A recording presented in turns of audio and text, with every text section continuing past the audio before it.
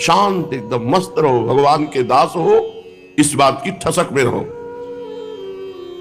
संतुष्टायेन केन का मतलब हर स्थिति में संतोष धारण करो। ये लंबे जीवन की बात है, कोई एक दो दिन की नहीं। उकताए हुए पुरुष को परमार्थ की सिद्धि नहीं होती। अरे जल्दी जल्दी काम नष्ट हो जाए, क्रोध बने रहो भैया, तू भी बने रहो। श्रीपाद प्रबोधानंद जी ने आगे श्लोक में कहा था, जब पीछे अंतिम की तरफ चल रहा था, कि अय काम क्रोध लोभ मोह मद मत्सर, आओ तुम्हारा स्वागत है, तुम हमारे हृदय में वास करो। ये भरोसा दृढ़ भगवान का, ये उपासना भरोसे की होती है। इसमें ज्यादा क्रियाओं का महत्व नहीं है, इसमें चिंतन का महत्व है। निश्चिंत हो जा, राधा राधा राधा, कलम उनके हाथ में है, और जिससे उनकी कलम रुक जाए वो पावर हमारे हाथ में है। अनुल्लिख्या अनंतानपि तदपराधान मधुपतिर महाप्रेमा विस्तस्तो परम देयम विमसृति। क्यों? तब एकम श्री राधे गृणति ही नामामृत रसम। हे किशोरीजू, आपके राधा नाम का जो रटन करता है तो लालजू लिखना ही बंद कर देते हैं। अनुल्लिख्या नहीं लिखते, क्या? अनंत अपराध, एक दो पाप नहीं, अनंत अपराध लिखते ही नहीं है। क्यों?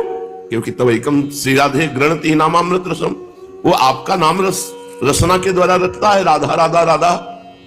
तो लालजू सारे पाप नष्ट कर देते हैं और नए लिखते ही नहीं, अनंत अपराध नहीं लिखते। ये तो हुई राधा नाम की महिमा। और यदि कहीं राधा दासी भाव में है, फिर क्या? महिमा का सीमाम इस प्रसति तो दास्यिक मनसाम, उसकी महिमा को, सीमा को कोई छू नहीं सकता। जो राधा दासी की ठसक में मैं प्रियाजू की दासी हूं, जिसके मुख में राधा नाम है उसकी ये महिमा है। और जो राधा दासी भाव से है, तो राधा किंकरीणाम लुठति चरण यो अद्भुता सिद्धि कोटि, अद्भुत करोड़ों सिद्धियां राधा दासियों के चरणों में लौटती रहती है। तो ये केवल लिखा ही थोड़ी है, हम ठसक में रहे यार। हमारे पैदा किए होते काम क्रोध लोभ मोह मद मत्सर, फिर इनसे हम तो आप कह सकते थे आपके पैदा किए हुए हैं, और आपके पैदा किए हुए हम हैं, और हम आपकी शरण में हैं। अगर पिटवा रहे हो तो बेइज्जती तुम्हारी होगी। हम किसी और की तरफ नहीं देखेंगे, हम आपकी तरफ देखेंगे। बस अपनी धुन में रहो, किसी की मत सुनो। ऐसा करोगे तो भगवान ऐसा नहीं करेंगे, कृपा नहीं करेंगे, ये किसी की बात मत सुनो। तुमको ऐसा चलना पड़ेगा, तुमको ऐसा चलना, सुन लो सबकी बात, और भगवान की तरफ देखो। जैसा चलाना हो वैसा चला लेना, हम केवल आपका स्मरण करेंगे। हमारे हाथ की बात है, नाम न छूटे, उसमें कृपा उनकी सहयोग है। पर हमारा जो प्रयत्न होना चाहिए वो इस बात का भजन न छूटे। पूज्यपाद श्रीपाद प्रबोधानंद जी महाराज वर्णन करते हैं, यत्र क्रीडन्ति कृष्ण प्रिय सखी शुभलाद्यद्भुता भीरबाला, मोदन्ते यत्र राधा रतिमय ललिताद्युज्ज्वल श्री किशोर्यः, आश्चर्यानंग रंगैरः निशिदिवा खेलनासक्त राधा, कृष्णौ रत्येक तृष्णौ मम समुदयताम श्रील वृंदावनम तत्। गोष्ठ वृंदावन, जहां भगवान श्री कृष्ण अपने प्राण प्रिय सखाओं के शुभलाद्य के साथ विविध प्रकार की क्रीड़ा करते हैं, ऐसे गोष्ठ वृंदावन को हम नमस्कार करते हैं। और जहां श्री किशोरी जी के साथ ललितादि सखियां, इसमें जब गोपीजनों का प्रवेश होता है तो गोपी वृंदावन, और जहां गोपियों का भी प्रवेश नहीं होता और निज सखियों के साथ लीला परायण रहते हैं, वो नवनिवृत्त निकुंज वृंदावन, तीनों वृंदावन का स्मरण करते हैं इस श्लोक में श्रीपाद प्रबोधानंद जी। उज्ज्वल रस विशिष्टा श्री ललितादि किशोरी वृंद के सहित दिन रात जहां अनंग रंग का खेल हो रहा है, अनंग प्रेम को भी कहते हैं, जहां महाप्रेम का खेल हो रहा है, एकमात्र युगल सरकार तृष्णा परायण है, कभी तृप्त नहीं होते इस अनंग खेल से। ऐसे श्री प्रिया प्रीतम के नवनिवृत्त निकुंज वृंदावन में मेरी रति हो, वृंदावन मेरे हृदय में प्रकाशित हो। स्वच्छम स्वच्छंदमेवास्त्यति मधुर रसार निर्झरादम बुपातम, भोक्तुम स्वादो निकामम सकल तरुतले शीर्ण पर्णानि सन्ति, कामम निश्चितवातम विमल गिरि गुहा जस्ति निर्भाति वस्तुम, श्री वृंदारण्य में तदपि यदि जिहा सामिहातोष्मि। वृंदावन में जो स्रोतों से जो जमीन से जल निकलता है वो समस्त पापों को नष्ट करने वाला है। यहाँ का हर जल चरणामृत के समान है, क्योंकि प्रियालाल के चरण रज से युक्त भूमि है, रसिकों की चरण रज से युक्त भूमि है। तो जब जल वर्षा होता है तो यही सब भूमि के अंदर जल जाता है। तो हम नित्य चरणामृत का पान करते हैं। वृंदावन का जल पीने का मतलब है चरणामृत का पान करना। यहाँ का जल प्रतिपल हमें निष्पाप करता जाता है, जैसे गंगा जल, यमुना जल। ऐसे यहाँ का कोई भी जल हो वृंदावन ब्रजधाम का, वो परम पवित्र यमुना गंगा के समान ही है।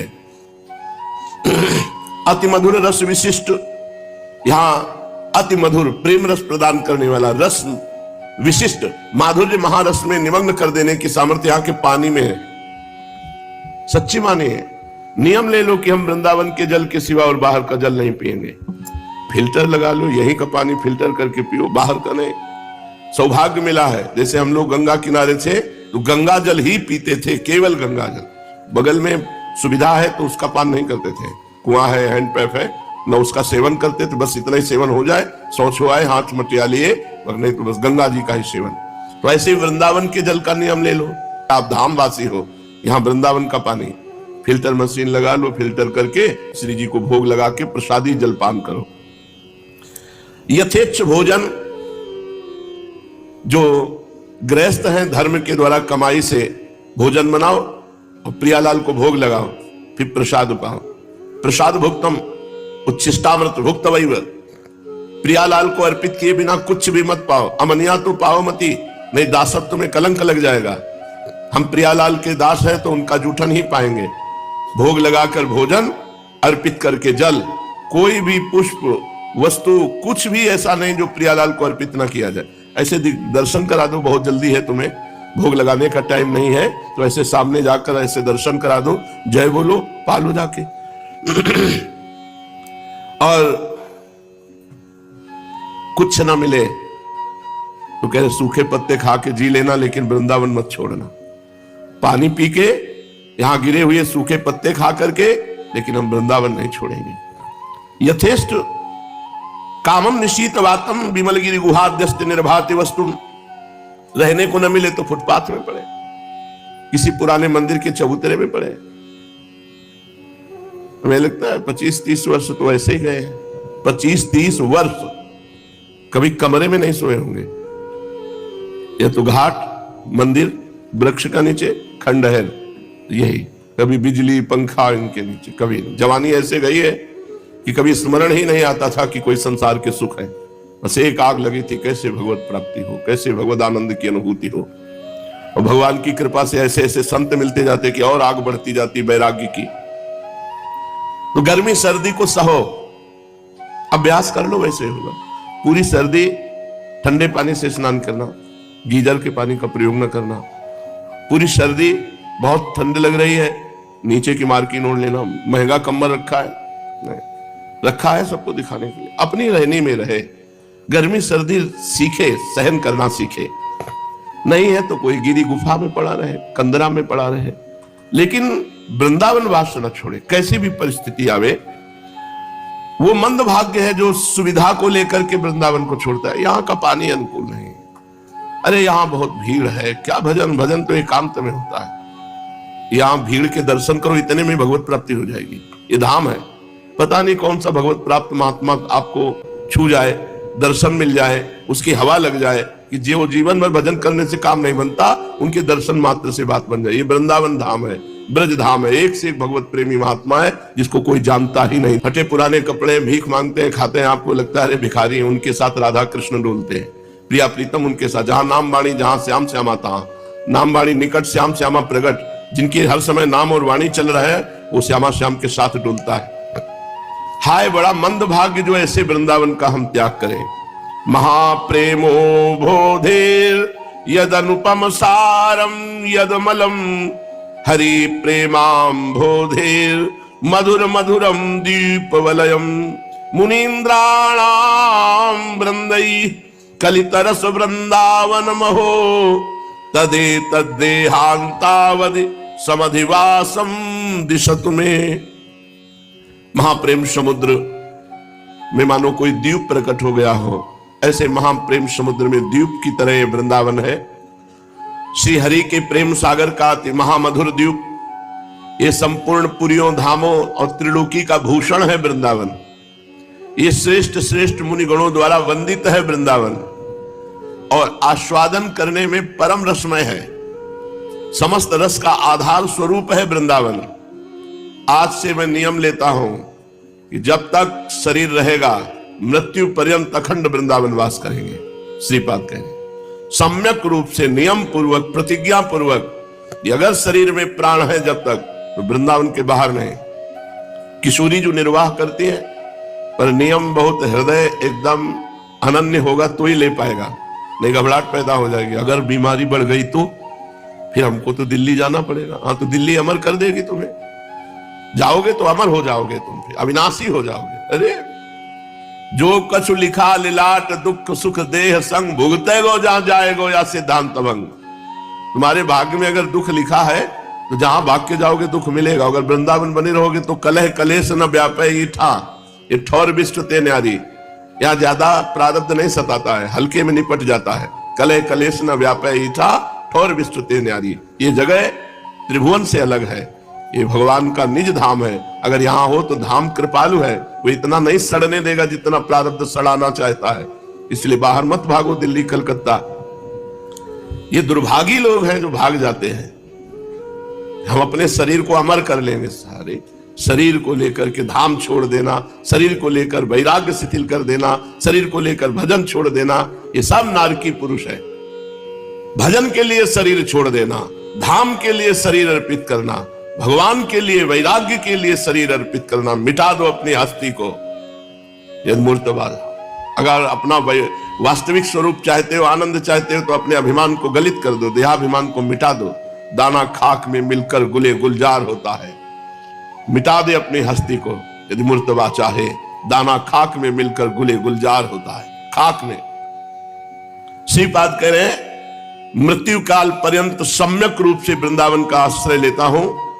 ये मैं नियम करता हूं, ये प्रतिज्ञा करता हूं। हमें लगता है ऐसी प्रतिज्ञा, ऐसा नियम ले लेना चाहिए जिसको इसी जन्म में भगवत प्राप्ति करनी है कि मैं वृंदावन छोड़ अनंत ना जाऊं। खंड खंड हो जाए तन अंग अंग सतटूक, वृंदावन नहीं छाड़ियो छाड़िबो है बड़ी चूक। चलते हैं श्रीमद् भागवत महापुराण।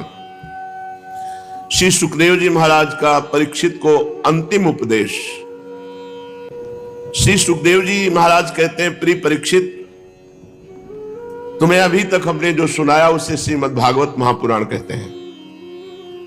इस श्रीमद् भागवत महापुराण में बार बार और सर्वत्र विश्वात्मा भगवान श्री हरि का ही संकीर्तन हुआ है। ब्रह्मा और रुद्र भी श्री हरि ही है, हरि से पृथक नहीं है। हरि ही ब्रह्मा बने हैं और हरि ही महादेव बने हैं। उन्हीं की प्रसाद लीला और क्रोध लीला की अभिव्यक्ति है पूरे श्रीमद् भागवत में। भगवान ब्रह्मा, भगवान महादेव, भगवान श्री हरि, इन्हीं की कृपा प्रसाद लीला और इन्हीं की रुद्र लीला, क्रोध लीला की अभिव्यक्ति है। हे राजन, बहुत सुंदर उपदेश दे रहे, बिल्कुल सार बात मार रहे, लक्ष्य पे एकदम ठिकाने पे। ध्यान पूर्वक सुनो। हे राजन, अब तुम ये पशुओं की सी अविवेक मूलक धारणा छोड़ दो कि मैं मरूंगा। जैसे शरीर पहले नहीं था और अब पैदा हुआ और फिर नष्ट हो जाएगा, वैसे ही तुम भी पहले नहीं थे। तुम्हारा जन्म हुआ, तुम मर जाओगे, ये बात नहीं है। तुम अविनाशी थे, अविनाशी हो, अविनाशी रहोगे। ये पशुओं वाली बात छोड़ दो कि मैं मर जाऊंगा। जैसे बीज से अंकुर और अंकुर से बीज की उत्पत्ति होती है, वैसे ही एक देह से दूसरे देह की और दूसरे देह से तीसरे की उत्पत्ति होती है। किंतु तुम ना तो किसी से उत्पन्न हुए हो और ना तो आगे पुत्र पौत्रादिकों के शरीर के रूप में उत्पन्न होगे। अजी, जैसे आग लकड़ी से सर्वथा अलग रहती है, लकड़ी की उत्पत्ति और विनाश से सर्वथा परे है, वैसे ही तुम शरीर आदि से सर्वथा अलग हो। हे राजन, स्वप्नावस्था में ऐसा मालूम होता है कि मेरा सिर कट गया है, मैं मर गया हूं, मुझे लोग स्मशान में जला रहे हैं, परंतु ये सब शरीर की ही अवस्थाएं दिखती है, आत्मा की नहीं। देखने वाला तो उन अवस्थाओं से सर्वथा परे, जन्म और मृत्यु से रहित शुद्ध बुद्ध परम तत्व स्वरूप है। जैसे घड़ा फूट जाने पर आकाश पहले की भांति अखंड रहता है, परंतु घटाकाशता की निवृत्ति हो जाती है। जैसे घड़े में देखो तो आकाश दिखाई दे रहा है, घड़ा फूट गया तो आकाश में क्या फर्क पड़ा? कुछ नहीं। परंतु घटाकाशता की निवृत्ति हो जाने से लोगों को ऐसा प्रतीत होता है कि वो महाकाश में मिल गया। वास्तव में तो वो मिला हुआ था ही। वैसे ही देहपात हो जाने पर ऐसा मालूम पड़ता है मानो जीव ब्रह्म से मिल गया। नहीं, वो ब्रह्म रूप है ही। वास्तव में जीव ब्रह्म ही था, ब्रह्म ही है, ब्रह्म ही रहेगा। उसकी अब्रह्मता तो प्रतीति मात्र थी। मन ही आत्मा के लिए शरीर, विषय और कर्मों की कल्पना कर लेता है और उस मन की सृष्टि करती है माया, अविद्या। वास्तव में माया ही जीव के संसार चक्र में पड़ने का कारण है। जब तक तेल रखने का पात्र, बत्ती और आग का संयोग रहता है, तभी तक दीपक में दीपक बना है। उनके ही समान जब तक आत्मा का कर्म, मन, शरीर और इनमें रहने वाले चैतन्याधास के साथ संबंध रहता है, तभी तक उसे जन्म मृत्यु के चक्र में संसार में भटकना पड़ता है और रजोगुण, सतोगुण, तमोगुण की वृत्तियों से उत्पन्न स्थित एवं विनष्ट होना पड़ता है। परंतु जैसे दीपक के बुझ जाने से तत्व रूप तेज का विनाश नहीं होता, वैसे ही संसार और शरीर का नाश होने पर स्वयं प्रकाश आत्मा का नाश कभी नहीं होता। क्योंकि वह कार्य और कारण, व्यक्त और अव्यक्त सबसे परे है। आत्मा आकाश के समान सबका आधार है, नित्य है, निश्चल है, अनंत है। सचमुच सचमुच बड़े आनंद में है। सचमुच सचमुच आत्मा की उपमा सिर्फ आत्मा से ही है। हे राजन, तुम अपनी विशुद्ध एवं विवेकवती बुद्धि को परमात्मा के चिंतन से भरपूर कर लो। तुम अपनी विवेकवती बुद्धि से परमात्मा का इतना चिंतन करो कि बुद्धि परमात्मामय हो जाए और स्वयं ही अपने अंतर में स्थित परमात्मा का साक्षात्कार कर लो। देखो, तुम मृत्युओं के भी मृत्यु हो। बस जाने वाले हैं श्री सुखदेव जी महाराज उठ के। 7 दिन से लगातार भागवत चर्चा करते रहे। देखो, तुम मृत्युओं की भी मृत्यु हो, तुम स्वयं ईश्वर हो। ब्राह्मण के साप से प्रेरित तक्षक इस शरीर को भस्म करेगा, तुम्हें नहीं। अजी तक्षक की तो बात ही क्या, स्वयं मृत्यु और मृत्युओं का समूह भी तुम्हारे पास तक नहीं फटक सकेगा। जो मैंने बताया इसका अनुसंधान करो, चिंतन करो, चिंतन करो।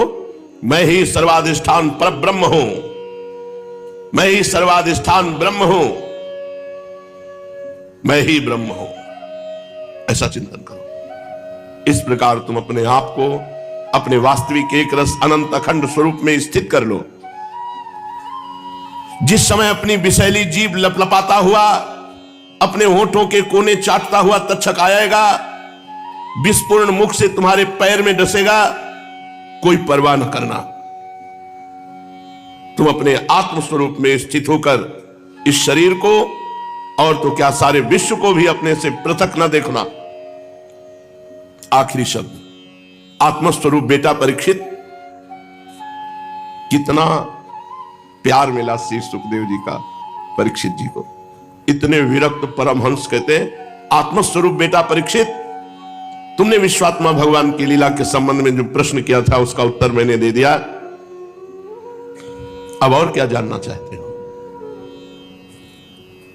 श्री सूत जी महाराज शौनकादि ऋषियों से कहा, हे ऋषियों, व्यास नंदन श्री सुखदेव जी समस्त चराचर जगत को अपनी आत्मा के रूप में अनुभव करने वाले महापुरुष हैं। वे सब में समान दृष्टि रखते हैं। भगवान के शरणागत एवं उनके द्वारा सुरक्षित राजर्षि परीक्षित ने संपूर्ण उपदेश बड़े ध्यान से श्रवण किया। फिर थोड़ा नजदीक खस के और सिर झुका करके अंजलि बांध करके चरणों में मस्तक रख दिया। कितना सौभाग्य ऐसे सिद्ध महापुरुष के चरणों के समीप। और राजा परीक्षित ने हाथ जोड़कर कहा, भगवान आप करुणा के मूर्तिमान स्वरूप हैं, आपने मुझ पर परम कृपा करके अनादि अनंत एक रस सत्य भगवान श्री हरि के स्वरूप और लीलाओं का वर्णन किया है। मैं आपकी कृपा से परम अनुग्रहित और कृतकृत्य हो गया हूं। संसार के प्राणी अपने स्वार्थ और परमार्थ के ज्ञान से शून्य हैं।